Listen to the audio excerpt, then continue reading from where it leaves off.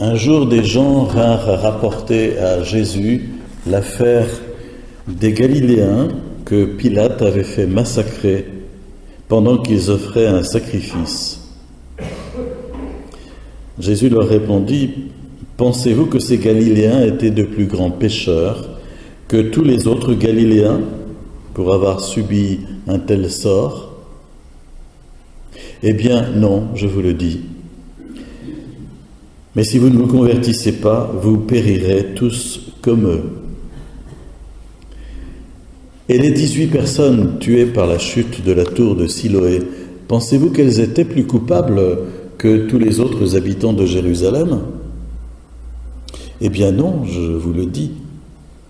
Mais si vous ne vous convertissez pas, vous périrez tous de la même manière. Jésus leur disait encore cette parabole. Un homme avait un figuier planté dans sa vigne. Il vint chercher du fruit sur ce figuier et n'en trouva pas. Il dit alors à son vigneron : « Voilà 3 ans que je viens chercher du fruit sur ce figuier et je n'en trouve pas. Coupe-le. À quoi bon le laisser épuiser le sol ? » Mais le vigneron lui répondit : « Seigneur, laisse-le encore cette année, le temps que je bêche autour, pour y mettre du fumier. Peut-être donnera-t-il du fruit à l'avenir. Sinon, tu le couperas. » Peut-être cet évangile est-il plus facile à accueillir que d'autres. On a un peu le sentiment de lire un journal ou d'être un peu comme devant notre télévision où on nous rapporte des choses un peu dramatiques qui se produisent ici ou là dans le monde. Et ici, on vient parler, ou du moins Jésus va se saisir des faits de la vie publique pour poser des questions sur le mal. C'est important comme réflexion, comme sujet.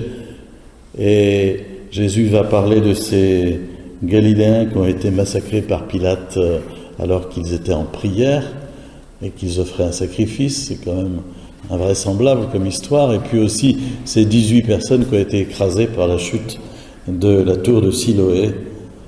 Et Jésus pose la question : pensez-vous qu'elles étaient plus coupables que tous les autres habitants de Jérusalem ? Voilà. Pensez-vous qu'elles étaient plus coupables ? Peut-être ça ne nous viendrait pas à l'esprit, nous, ou peut-être on formule la chose autrement en disant : il n'a rien fait pour mériter une telle chose. C'est un peu la réflexion qui nous vient à l'esprit.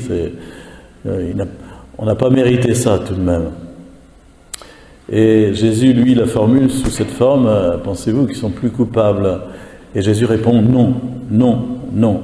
Il veut à tout prix rompre le lien entre cette idée du mal qui, dans ce monde, frapperait ceux qui ont péché, frapperait les coupables, au fond, serait une sanction envoyée par Dieu. Jésus dit non. Je crois que c'est important de l'entendre d'abord, cela, qu'il n'y a pas de lien entre le mal que nous subissons et notre péché par ailleurs, directement. Il n'y en a pas. C'est pas parce qu'on est coupable qu'on va être malade. C'est pas parce qu'on a péché qu'on va avoir une tuile énorme. Mais quand on n'a pas péché, quand on n'a rien fait de mal et qu'on a une grosse tuile ou qu'on a une grosse maladie, là, précisément, on est mal, comme on dit, n'est-ce pas ? Et on se demande, mais qu'est-ce qui se passe ? Et quelque part, ça recommence à gigoter dans notre tête en disant « Qu'est-ce que j'ai fait au mon Dieu pour qu'il m'arrive une telle chose ?» Donc, on est constamment en train de refaire la connexion. Et Jésus l'a coupé en disant « Non ».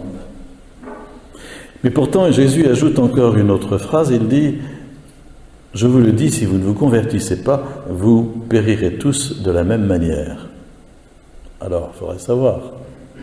D'un côté, il dit qu'il n'y a pas de lien, puis d'autre part, il dit si vous ne vous convertissez pas, vous n'échapperez pas à ce type de difficulté. Et Jésus propose donc, non pas de chercher à construire une société plus juste où il n'y aurait pas le mal, mais de chercher d'abord à se convertir soi. Voilà la réponse que donne Jésus. si vous ne vous convertissez pas. Et c'est pour ça que cet évangile nous est proposé pendant ce temps du carême. Jésus nous offre comme perspective la conversion, c'est-à-dire le fait de nous tourner vers Dieu, de chercher à vivre sa parole au plus près de ce qu'il nous a dit, et de vivre vraiment branché sur lui, en quelque sorte, saisi par son esprit, son amour, de confesser notre péché chaque fois que nous nous apercevons que, effectivement, nous nous sommes écartés de ces chemins. Voilà, nous convertir.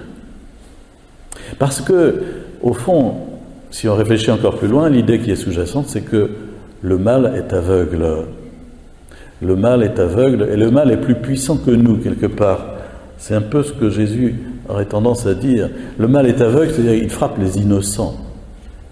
Et Jésus lui-même en fera les frais, si j'ose dire, parce que sur la croix, Jésus est le parfait innocent qui est frappé par le mal. Le mal frappe des innocents, donc le mal est aveugle. Et le mal, Jésus dira qu'il est fomenté de l'intérieur par celui qu'il appelle le prince de ce monde, Satan.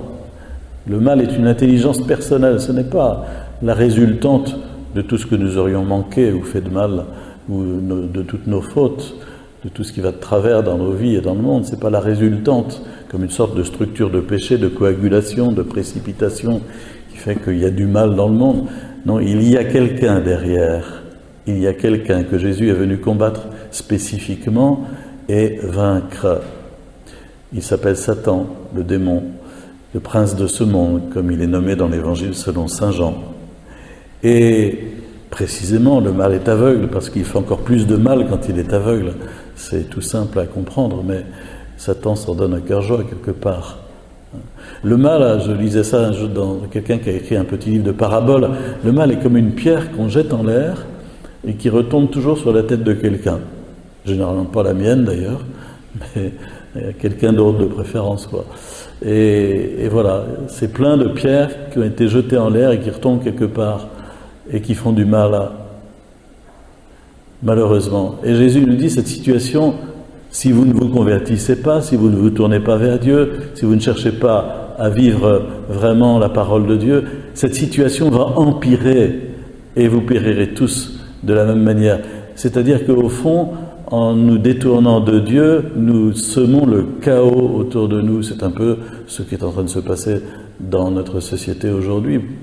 Plus nous nous détournerons de Dieu, plus nous sèmerons le chaos et cette société sera complètement déstructurée et chaotique. Et Jésus nous dit que la seule solution, c'est la conversion, nous tourner vers Dieu. Pape Benoît XVI nous l'a répété sur tous les tons. Et c'est la grande œuvre qu'il y a à entreprendre d'abord. Le fait de travailler à une société plus juste, plus humaine, dans le sens de l'Évangile, c'est une résultante et une conséquence de la conversion. C'est un déploiement de la conversion. Mais la conversion d'abord, ça veut dire concrètement prier chaque jour pour me laisser à Dieu afin qu'il puisse agir par moi, toucher mon cœur, transformer mon cœur. Ça veut dire méditer sa parole pour avoir cette boussole pour me diriger. Ça veut dire confesser mes péchés et recevoir l'absolution de temps en temps pour être remis dans la grâce de mon baptême. Ça veut dire communier à la messe le dimanche, effectivement, pour vivre de vie divine. Ça veut dire lutter pour acquérir les vertus chrétiennes et combattre contre les passions. Nous savons bien que c'est un combat difficile pour chacun de nous. Mais cela d'abord, c'est ce que Jésus nous dit. Et la deuxième parabole qui suit sur cet arbre qui est planté dans la vigne, là, un figuier, et qui ne porte pas de fruits, elle est assez conséquente finalement, elle est assez à sa place, où Jésus nous dit, voilà, si vous ne produisez pas un fruit de conversion, votre vie chrétienne ne sert à rien, ce n'est plus bon qu'à être coupé et jeté au feu. Mais enfin voilà, on va se donner encore un temps pour bêcher autour, mettre du fumier et espérer le fruit de la conversion, le fruit de la charité que seul Dieu peut porter en nous. Le mal est trop fort quelque part. Et inconsciemment, nous le sentons bien. Le mal est trop fort. Et il n'y a que quelqu'un de l'extérieur qui puisse vraiment nous aider à combattre le mal. Et celui qui peut, c'est Jésus, qui est le plus fort et qui, par sa résurrection, est victorieux. Mais s'il a vaincu le mal, cependant, il ne lui a pas enlevé tout pouvoir, de sorte que c'est seulement si nous nous approchons de lui, Jésus, et nous recevons sa victoire, que nous pouvons espérer faire reculer le mal. C'est-à-dire que Jésus a laissé la place à notre participation, à notre collaboration, même s'il a posé l'acte décisif qui fait que le mal est vaincu. Plus nous participerons, plus alors l'amour régnera dans ce monde et plus les choses seront mises à l'endroit, moins nous nous convertirons et plus ce sera le chaos. Vous comprenez l'importance de l'évangélisation. C'est important que nous puissions amener d'autres à se convertir aussi, à se tourner vers Jésus pour trouver leur vrai bien et vivre d'amour, de charité, porter le fruit de la conversion qui est la charité.